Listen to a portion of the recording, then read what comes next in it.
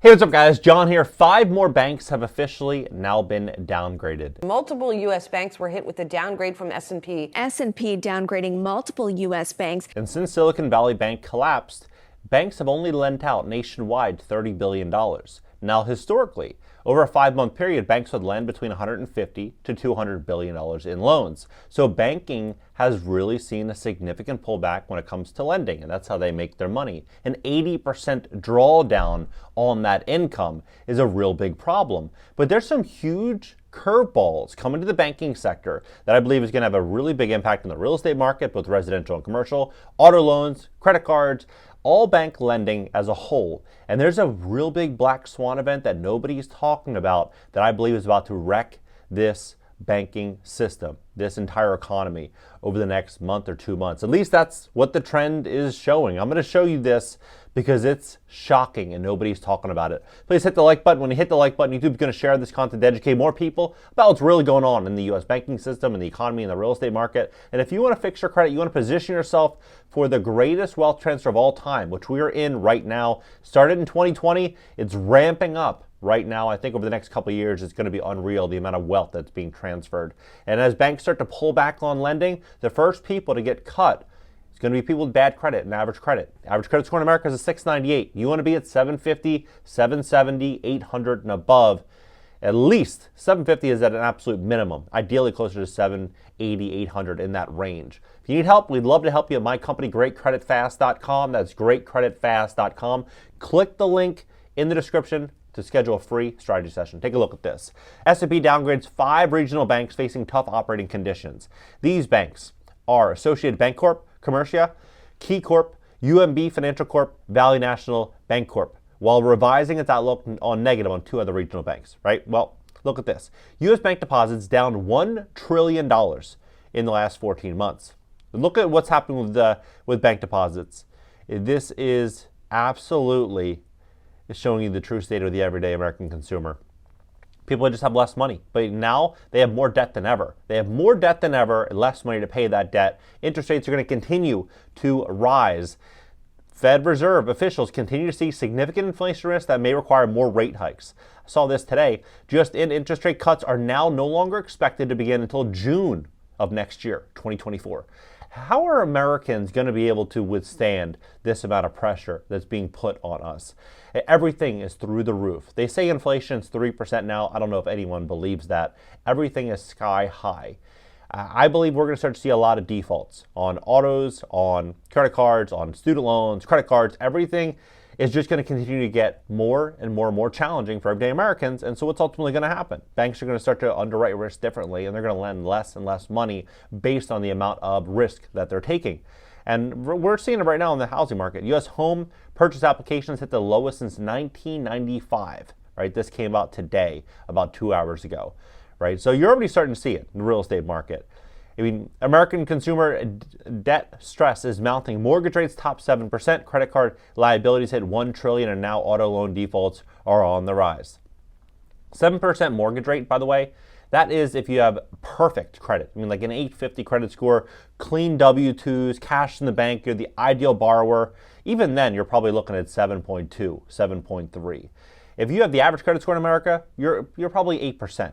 698, average credit score, 8% mortgage. People can't afford it. They can't afford it. But what I find very, very fascinating here is this $1 trillion wall of worry for commercial real estate that spirals through 2027. In 2027, it's $2.7 trillion. So it's $1 trillion that is going to have to get refinanced over the next 12 months, and $2.7 trillion has to get refinanced from now until 2027. Well, how do all these buildings get refinanced if banks as a whole, over the last 5 months, have only lent out $30 billion, right? Well, they're not. I think it's going to be very, very challenging for a lot of people to get loans. And so that's why I think that this is where this all kind of plays in. A record $5.3 trillion in cash is on the sidelines as investors get more bearish, right? So investors are getting bearish, banks aren't lending, and commercial real estate's in big trouble. Now, who are these investors? You have BlackRock, you have Blackstone, KKR, you have all these big firms. You have Starwood Capital sitting on so much money just waiting. They're waiting for a reason because they know that these buildings are likely not going to be able to get refinanced, and they're going to be able to step in and pick them up for pennies on the dollar. Banks are going to start to pull back in a very, very big way, and large institutional investors are about to really take over. Sad but true. If you look at what's happening right now, student loans, they're going to start to become due October, right? So in October, they're going to start to become due again. Payments will be due in October. Average payment, $503. So we're already starting to see these banks start to get downgraded. Imagine when people have to start paying $500 a month, average American. It's going to be a problem. It's going to be a very, very big problem. But what I find very fascinating and how I think this whole thing is going to change is if you go to this website, it is treasury.gov, right? And it says, how much has the U.S. government spent this year? $5.3 trillion they've spent this year. Hit the back button and you ask, how much money have they collected this year? They've collected 3.6 trillion, 3.7 trillion. So they've collected 3.7, round up, 3.7 trillion, and they've spent 5.3 trillion, right? And what they said here is very fascinating because it shows us where we're actually, what's really going to happen here. So it says, according to the Constitution's preamble, the purpose of the federal government is to establish justice, ensure domestic tranquility, provide the common defense, promote general welfare, and secure the blessings of liberty to ourselves and our posterity. The goals are achieved through government spending, right? So promote general welfare, right? It makes sense because if you look at what's happening right now, they're saying 82 cities in America are now bringing in universal basic income pilot programs, up from 11 cities in 2021. So what do I think is going to happen? I think that we're going to start to see a lot more defaults. I think we're going to start to see a lot more dependence on big government. I think we're going to see a lot more money printing. I think inflation is going to get a lot worse. And I think that this is all going to get fueled here, possibly. 16 hours ago, $1.4 billion, right, for this new situation. But you look at all this, I mean, this is happening all the last 20 hours, right? Last 20 hours, this is breaking news everywhere. So could we have a situation where interest rates remain elevated for longer? We start to see a new problem hit this economy. People stay home, more money is printed, more dependence is made, and we start to see a complete restructuring of wealth throughout America. I think it's very likely. I think it's something that people should be preparing for. I think we're going to see a massive wealth transfer unfold. Smart and savvy investors are getting ready for this, are getting prepared, because this looks like it could be a real situation here. I mean, this is happening everywhere. Everywhere they're talking about this. 3 hours ago, 2 hours ago, 4 hours ago, 4 minutes ago. I mean, look, they're even Egypt. Like this is probably going to happen, right? This is probably going to happen. I would say the next month or so, we could see this real big contraction with consumer spending, and we could see some problems. But I'm curious what you think.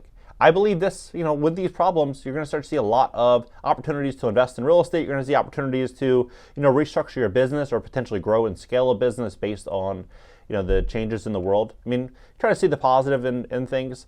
There's going to be opportunity for some, and there's going to be losses for others. The best that you can do, and the best that everyone should be doing, is preparing and positioning themselves to weather the storm, because it looks like the storm is in front of us. What do you think about this entire situation? Do you think that we are going to see this situation come back, and then with this, we are going to start to see eviction moratoriums? We're going to start to see all of these new changes that could possibly be hitting a lot of big cities in America at the same exact time.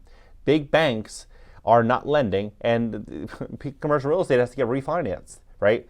I believe that's very likely. I believe that we're going to start to see all this capital, $5.3 trillion in capital, get deployed in a lot of these properties nationwide, especially in cities such as San Francisco, Los Angeles, Boston, Chicago, Miami. We're going to start to see them in all the big cities, because it doesn't matter which city you're in or what the politics are in each city. Those loans have to get refinanced. They have to get refinanced. And if there's not a lot of banks issuing loans, the guidance in which you're going to have to meet to get these loans are going to be more challenging. In a traditional economy, commercial property, let's say, for example, it's $1 million property you purchased and you put $300,000 down, which is 30%. The bank lends you $700,000. When you have to refinance that property, you have to go through the entire process again. The bank is going to look at the income of the building. They're going to look at what the comps are, comparables in the area. They're going to say, okay, this building might now be worth $600,000, but you owe $700,000. So you have to pay us back $100,000, plus you have to put a down payment. We have to have a buffer, and that buffer might be 20, 30, 40%, or 50%, depending on what the conditions are in the economy at that time. So you could see a situation where People just don't have the money to be able to get that new loan, and they have to give the keys directly back to the bank, and then that bank might sell it to one of these large corporations. I think we're going to see some really, really big opportunity in commercial real estate. I think we're going to see massive opportunity in residential real estate. I think mom and pop investors could be walking into a very, very big problem because mom and pop investors own a majority of the single family and 1 and 2 to 4 unit properties throughout America. And these property owners are going to do what in a stressful situation in an economy? Right? If the economy contracts and things become very, very stressful, they don't have cash, they have higher cost, they're going to start to sell. That's what's going to happen. They're going to start to sell. So my advice is if you intend to invest in distressed real estate, make sure you have great credit, like really, really good credit, not near the average. The average credit score in America, as I mentioned, 698. You do not want to be, 710, 720. 4 or 5 years ago, 3 years ago, that was fine. You could be there and you get a good loan. But now you're starting to see everything change. You want to put yourself in a position to where you want to be a top tier borrower so you can actually get financing. I believe there's going to be a big opportunity. I think there's going to be this massive wealth transfer is going to start to unfold possibly over the next 20 to 30 days is really going to start to pick up as we start to see more and more and more of this problem start to grow. What do you think about it? Drop below, hit the like button, add me on IG, and if you want to fix your credit, we'd love to help you at my company, GreatCreditFast.com. That's GreatCreditFast.com. Click the link in the description to schedule a free strategy session, and catch you guys in the next video.